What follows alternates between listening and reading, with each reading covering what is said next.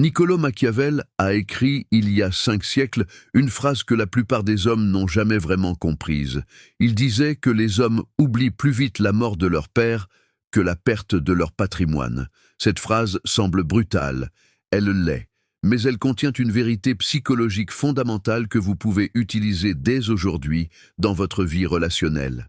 Traduite dans le langage des relations modernes, cette vérité dit ceci: ce qui fait le plus mal à quelqu'un, ce n'est pas ce que vous dites, c'est ce que vous ne dites plus. Ce n'est pas votre présence qui marque les esprits, c'est votre absence. Et dans les 18 prochaines minutes, vous allez découvrir exactement comment cela fonctionne.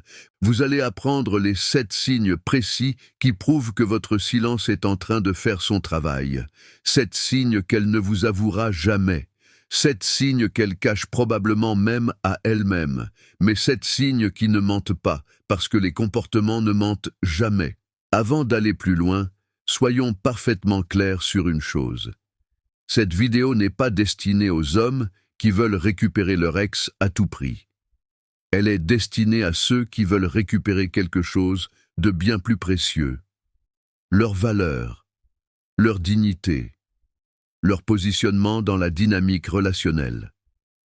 Que vous décidiez ensuite de revenir vers elle ou de partir définitivement, ce que vous allez apprendre ici change absolument tout. Et le 7e signe, celui qui arrive à la fin, est celui qui fait basculer l'ensemble. Restez jusqu'au bout. Maintenant, avant de vous révéler ces 7 signes, il faut comprendre pourquoi le silence fonctionne. Pas comme une simple technique de manipulation, mais comme un principe fondamental de pouvoir que Machiavel avait parfaitement identifié. Dans Le Prince, Machiavel écrivait que les hommes jugent plus par les yeux que par les mains. Autrement dit, les gens croient ce qu'ils voient. Et quand vous vous taisez, vous créez quelque chose de très particulier. Vous créez ce que j'appelle le miroir vide. Un espace psychologique où l'autre personne est forcée de projeter ses propres peurs, ses propres doutes, ses propres regrets. Vous ne lui donnez rien, et dans ce rien, elle trouve tout ce qu'elle redoute. Quand vous parlez, vous lui donnez des informations. Vous lui donnez du contrôle. Vous lui montrez exactement où vous en êtes émotionnellement, et elle peut ajuster son comportement en conséquence. Elle peut rester parfaitement confortable dans sa décision. Elle sait que vous êtes là. Elle sait que vous souffrez.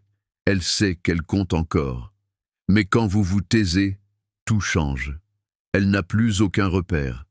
Elle ne sait plus si vous souffrez ou si vous êtes libéré, si vous attendez son retour ou si vous avez déjà avancé, si vous pensez encore à elle ou si vous l'avez remplacée. Et ce vide informationnel crée quelque chose d'extrêmement puissant, de l'incertitude, de l'anxiété, du doute. Le silence n'est pas un vide. Le silence est une information, c'est un mouvement, c'est un miroir qui oblige l'autre partie à affronter ce qu'elle ne supporte pas, votre absence réelle. Même si elle semble heureuse ou indifférente en apparence, votre silence brise sa sécurité intérieure. Il sème le doute, il ouvre la première fissure qui mène au regret. Ce n'est pas de la manipulation, c'est simplement la conséquence naturelle de votre absence. Vous n'avez rien à faire. Vous n'avez qu'à ne rien faire, et c'est précisément ce que Machiavel avait compris. Parfois, la meilleure action est l'inaction stratégique. Parfois, le mouvement le plus puissant est l'immobilité. Maintenant que vous comprenez le mécanisme, passons aux signes concrets. Et attention, certains de ces signes sont évidents, d'autres sont presque invisibles, mais tous pointent dans la même direction. Commençons. Signe numéro 1. La surveillance silencieuse. Le premier signe s'appelle la surveillance silencieuse, et il se manifeste de façon presque imperceptible. Vous devez apprendre à le reconnaître. Elle commence à regarder vos stories, pas toutes, juste assez pour savoir ce que vous faites. Elle visite votre profil de temps en temps. Elle vérifie peut-être vos horaires de connexion. Elle pose des questions à des amis communs. Comment va-t-il? Tu as des nouvelles? Il fait quoi ces temps-ci? Des questions qui semblent anodines, mais les questions anodines n'existent pas. Pourquoi fait-elle cela? Parce que la curiosité est le premier symptôme du regret.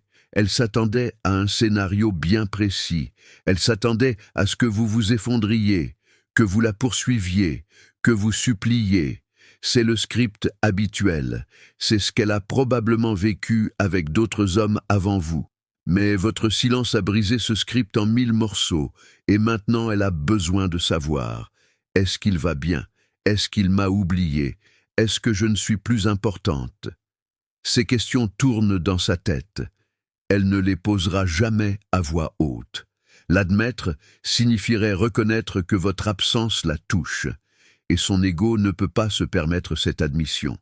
Pas encore. Mais les comportements ne mentent jamais. Quand quelqu'un vous surveille en silence, c'est qu'il a besoin de vous garder dans son champ de vision, même de loin, même sans le montrer, même en prétendant que cela ne compte pas.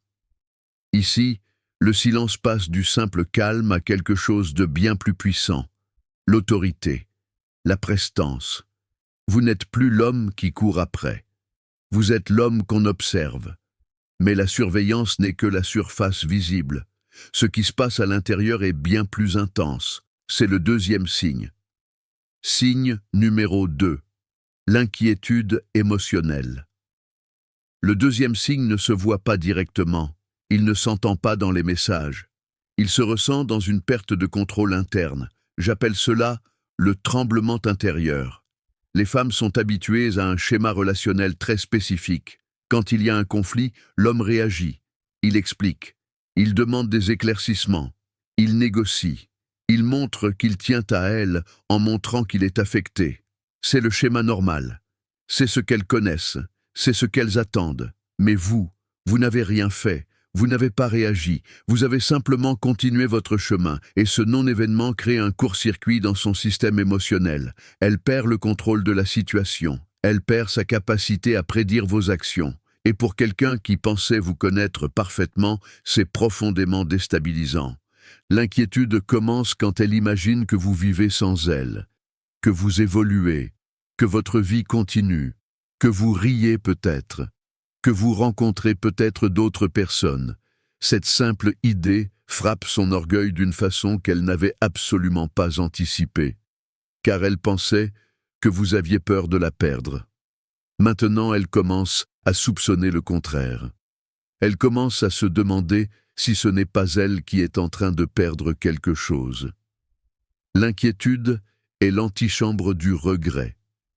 C'est le moment précis où la confiance excessive se transforme en vulnérabilité. C'est le moment où elle passe de celle qui contrôle à celle qui doute. Et ce basculement est irréversible une fois qu'il commence. Quand l'inquiétude devient trop forte, elle fait quelque chose. Elle envoie un signal, mais pas le signal que vous attendez. C'est le troisième signe. Et c'est là que la plupart des hommes commettent une erreur fatale. Signe numéro 3, les miettes et les petits signaux.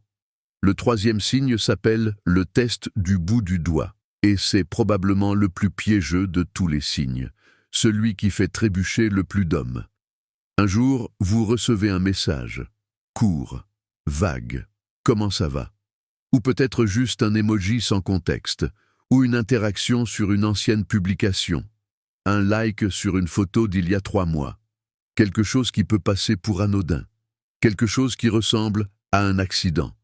Mais ce n'est pas un accident, ce ne sont pas des coïncidences, ce sont des miettes, des tests émotionnels.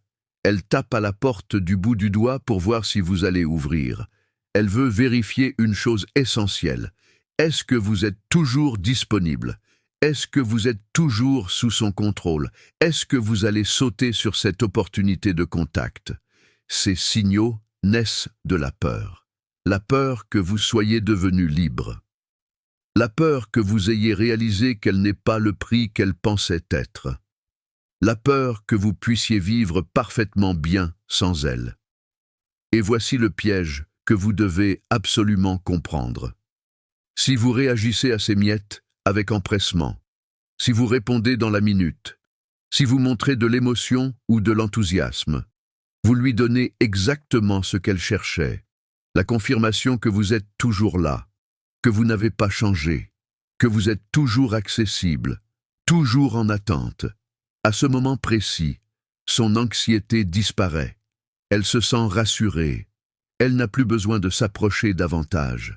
Vous venez de lui donner le confort émotionnel sans qu'elle ait fourni le moindre effort réel. Le silence doit rester ferme ici. Pas par jeu, pas par manipulation, mais parce que votre valeur ne se négocie pas pour des miettes. Vous n'êtes pas un mendiant qui ramasse les restes qu'on lui jette. Maintenant, que se passe-t-il quand elle ne reçoit pas la réponse attendue? Quand même, ces tests restent sans effet. Le 4e signe émerge. Et celui-là, vous le verrez de façon beaucoup plus évidente. Signe numéro 4. La jalousie silencieuse.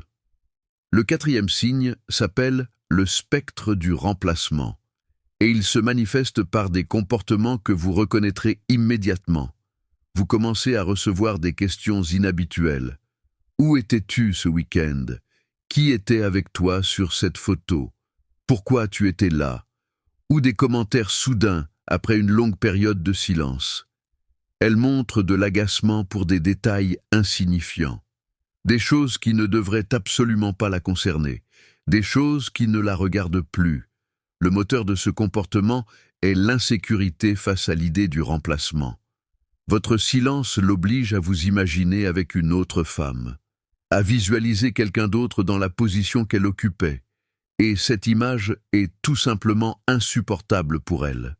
Machiavel écrivait que les hommes craignent plus la perte de ce qu'ils possèdent que la difficulté d'acquérir ce qu'ils n'ont pas. Elle vous percevait comme acquis, comme une certitude, comme quelque chose qui serait toujours là. Maintenant, elle perçoit que vous pourriez appartenir à quelqu'un d'autre, que quelqu'un d'autre pourrait bénéficier de ce qu'elle a rejeté. Une femme peut tolérer beaucoup de choses. La distance, le conflit, même l'indifférence apparente. Mais elle ne peut pas tolérer l'idée qu'un homme qui était à elle brille et réussisse avec une autre. C'est une blessure narcissique profonde. C'est une attaque directe contre sa valeur perçue. La jalousie ici n'est pas nécessairement une preuve d'amour. Soyons clairs. C'est la peur. La peur que votre vie continue sans elle. La peur que cette vie soit peut-être meilleure. La peur d'avoir fait une erreur irréparable. Signe numéro 5. La fracture de la fierté. Le 5e signe est peut-être le plus visible extérieurement.